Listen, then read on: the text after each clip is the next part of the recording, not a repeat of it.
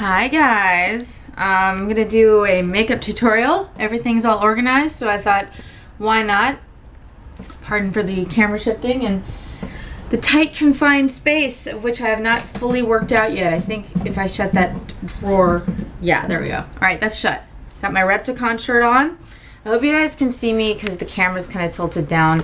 I miss my more expensive camera. I was able to flip the screen up and actually see a selfie so I could see the view of what I was actually doing. So I plan on getting some batteries for it. And like I said, I have so much anxiety. Like, is this filming? Is it not filming? I mean, it is filming, but I just miss being able to see that. Anyways, I have my hair tied back.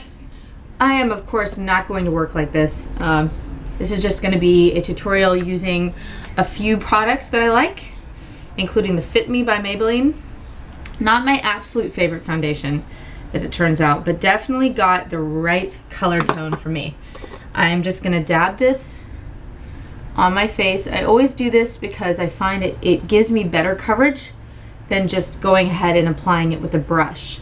My skin is very dry. It takes to moisture so quickly. So I'm gonna do a creative sort of look, and I'm gonna actually use this as a little bit of a coverage right around my nose and apply it really thick around there because I need a lot of coverage there. And then I'm gonna do the whole pat it over the mouth deal. Foundation's kind of amazing. It really does help the skin. I used to not wear it because I thought my skin was actually pretty decent, but as it turns out, it's not. I use the palm around my face, just like that. Works out real well. Ooh, my legs are gonna look really flawless after I rub this all over them. And now I'm gonna just go ahead and take, I think this is just an e.l.f. foundation brush. I like this brush. There's nothing fancy about it. It's definitely not a Too Faced brush. I would like Too Faced. I'd like a more expensive foundation brush, but I figure it's kind of all the same thing. I'm gonna lightly do it just to keep the color continuance of this over my eyes. Mummy playing in the background there. Nice and covered. Ooh. I bought this light. It's not gonna be the one that I actually use. I got a different one at Walmart. LED light. Runs on 2 AAAs. Figure that will work a little better, but I wanted you guys to see like my setup. I got something really funky going on there. Oh, don't know what that is. All right, just dust, I guess, getting in my foundation. Always something going on, man. I always go like this on my nose because I find it creates a more even coverage up and down and underneath. Just really get everywhere. And pull it up into the hairline as much as you can, and then really make sure that you brush the forehead clean. All right, now let's use the high tech power of, actually I'm gonna use this because I haven't used this in a long time. This is my Urban Decay powder. Ooh, I'm gonna go ahead and use the applicator that came with it. And I'm just gonna finish off my look with a nice patting of this. This stuff's nice, it's neutral. It's not gonna add any color, it's not gonna take away. It's just going to mat it down and make sure that it stays put throughout the whole day. Okay, just like that. It's pretty flawless looking. All right, I always put it back like this so that the actual moisture doesn't set into the powder. I don't know about you guys, but that's my thing. Let's go ahead and groom the eyebrows. We see eyebrow brush. I have no idea why I have a Guy Savonier accent suddenly, but I do. And they always need to be groomed. I swear to God, eyebrows, man, always. If you feel like you've missed a spot, this is a great brush to kind of go over the whole face with. Just kind of buff it. Kabuki brushes are great. I also sometimes pull it down my neck a little bit. Kind of get a little bit more coverage and get the shine off of my eyes. I'm going to use Medusa for the covering of the top of my eyes. I have so many different kinds of coverages, including this weird thing that I got, and I don't know if I even like it or not.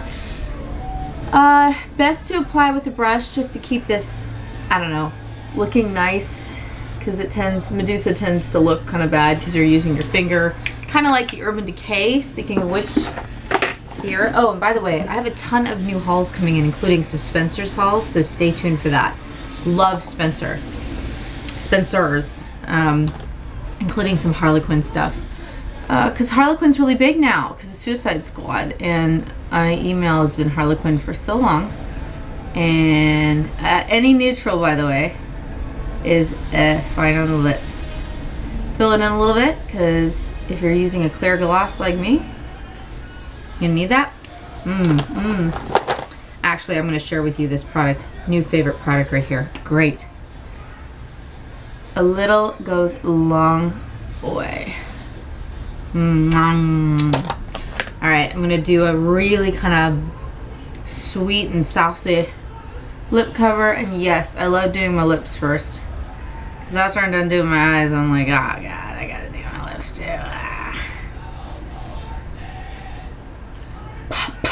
Okay. Just let that kind of sit on there. I put lip gloss on a little while ago. Battelle Skater, always lip gloss and moisturize your face before you do any of this. Do not apply stuff to a dry face. It will drive your face ape. Alright. Let's use the Too Faced Bulletproof 24-Hour Shadow Liner. Actually, while I was organizing, I found this, and this is a really thick, really nice pencil. It was actually quite expensive. I'm amazed that the first thing I did is I threw it in my drawer and did not go back to it.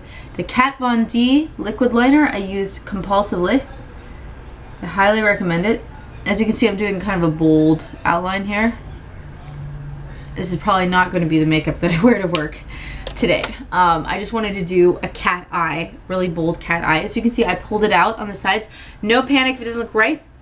This is one of my favorite brushes. Look at that shape right there. You can do so much with this guy. And for this, I've had my eye on this palette. Ooh, I was gonna show you guys my two favorite perfumes next, but Shine Palette, Shine Palette. All right, let's do the brown on the bottom. That will kind of continue that smoky eye look. Just underneath the liner. You can do a little over the liner if you want. The fun thing about these shadows is they slowly cover everything up, and then they slowly kind of reveal what you did underneath. It's very natural and very cool. Let's do the grape shade over the black on the top. Just like that. And no, this is not the prescribed way to use this kit. But I wanted to show you how to get, like, quite literally a smoky eye look with black underneath blended into these shadows. Let's go ahead and continue this just down, and as you can see, this brush is literally conforming to the shape of my face, and that is so fun for me because I don't have to do any work. Let's do the neutral, a little bit of this purple over the top to kind of continue that nice pink look. I never like full out pink or purple on me. Just never really looks that good. And look at that Medusa, just totally taken to it like a fish out of water. Boom. This is a great thing. Always use kind of a fluorescent light, because you can see exactly how much shine. Like, look at that. I can see the detail of the shine. I'm adding this on purpose just to kind of pull the lines out. And then let's use a little bit of the highlighter on the cheeks, just a tad, using the same brush, because honestly this brush does everything for you. It is real techniques. You can actually get them in a set. You'll know which set it is because it'll all be purple.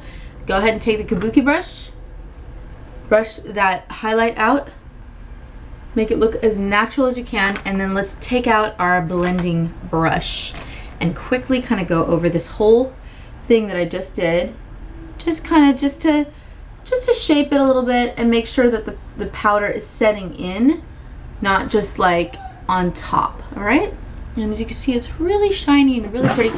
And then I'm going to do something cool. Take the Kat Von D. Kat Von D. I love